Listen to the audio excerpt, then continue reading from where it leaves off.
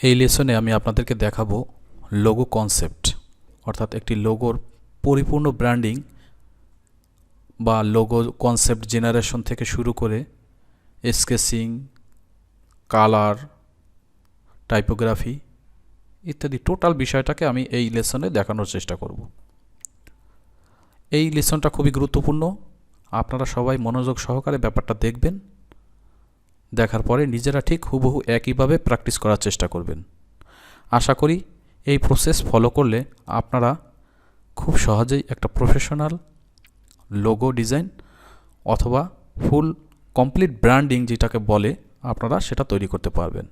তবে বাস্তবে যখন আপনারা লোগো ডিজাইন করবেন তখন হয়তো এভাবে স্কেচিং বা অনেক কিছুই স্কিপ করে যেতে পারবেন তখন যখন আপনার কনসেপ্টটা নির্দিষ্ট থাকবে। বাট লোগো তৈরি করার ক্ষেত্রে মূলত এই ধরনের প্রসেসই ব্যবহার করা হয় কনসেপ্ট জেনারেশন থেকে টোটাল লোগোটাকে সম্পূর্ণভাবে ফুটিয়ে তোলার ক্ষেত্রে।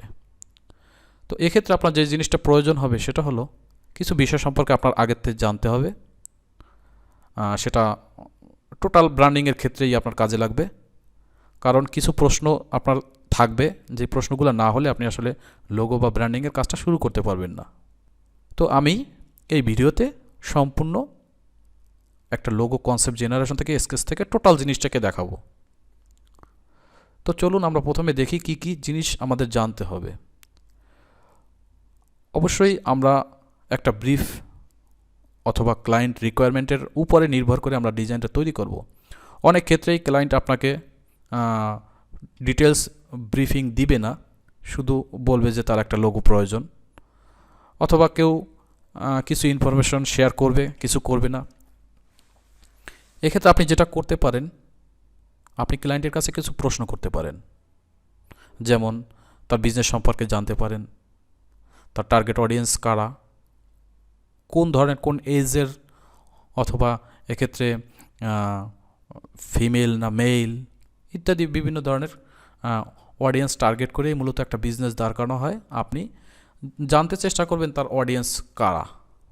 তারা যদি কিডস হয় মানে বাচ্চা হয়, সেক্ষেত্রে আপনার লোগোর মধ্যে একটা অন্য ধরনের ফিল নিয়ে আসতে হবে।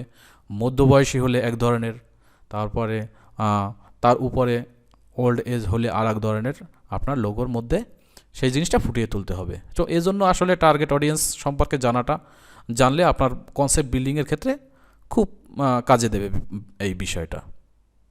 তারপর লোগোগুলো কোথায় ব্যবহার করবে, তার ব্র্যান্ডিংটা মূলত কোথায় হবে। অনেক ক্ষেত্রে দেখা যায় শুধুমাত্র সে ডিজিটালি তার ব্র্যান্ডিং ব্যবহার করবে, সেক্ষেত্রে আপনি লোগো যে ধরনের ভিপ বা যে ধরনের কালার, যে ধরনের টাইপোগ্রাফি ব্যবহার করবেন, আবার দেখা যাচ্ছে সে প্রিন্টিং ক্ষেত্রে অথবা উভয় ক্ষেত্রেই ব্যবহার করবে। তো এই বিষয় সম্পর্কে জানলেও আপনার ব্র্যান্ডিং বিল্ডিংয়ের ক্ষেত্রে জিনিসটা কাজে দেবে। তারপরে নির্ধারিত কোনো কালার চয়েস আছে কিনা ক্লায়েন্টের, যদি ক্লায়েন্টের কালার চয়েস থাকে তো সেক্ষেত্রে তো কোনো প্রশ্ন নয়, ওই কালারেই কাজ করতে হবে। আর যদি ক্লায়েন্ট কোনো কালার ইনস্ট্রাকশন না দেয়, সেক্ষেত্রে কালারের বিষয়টা আপনাকে লোগো ক্যাটাগরি, লোগো ইন্ডাস্ট্রি ইত্যাদির উপরে নির্ভর করেই আপনাকে নিজেকেই সেই কালারটা দিতে হবে। কালার এক্সপেরিমেন্ট করে ক্লায়েন্টকে দেখাতেও পারেন যে আপনি এর মধ্যে যে কোনো একটা কালার চয়েস করেন। কোন অবশ্য কালারের অনেকগুলো মিনিং আছে, সেটা কালার অধ্যায় বা কালারিং যে থিওরি আছে সেই থিওরিতে আলোচনা করা হবে।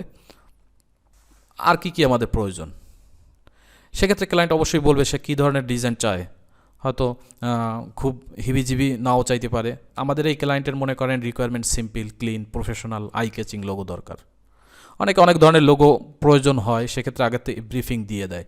তো আমরা যেই ব্র্যান্ডিংটা করব, মূলত এই ব্র্যান্ডিংয়ের রিকোয়ারমেন্ট হলো সিম্পল, ক্লিন এবং professional O I catching logo হতে হবে। তো এই বিষয়টা আমরা মাথায় রাখবো বিল্ডিং লোগো কনসেপ্ট বিল্ডিংয়ের ক্ষেত্রে, কনসেপ্ট জেনারেশন ক্ষেত্রে, স্কেচিংয়ের ক্ষেত্রে, কিংবা রিসার্চের ক্ষেত্রে এই বিষয়গুলো মাথায় রাখবো যে কোন ধরনের লোগোকে সিম্পল, ক্লিন এবং প্রফেশনাল বানানো যায়, যেটা দেখতেও চোখ ধাঁধানো হবে। তো এই বিষয়গুলো মাথায় রেখে আমরা মূলত ব্র্যান্ডিং করব।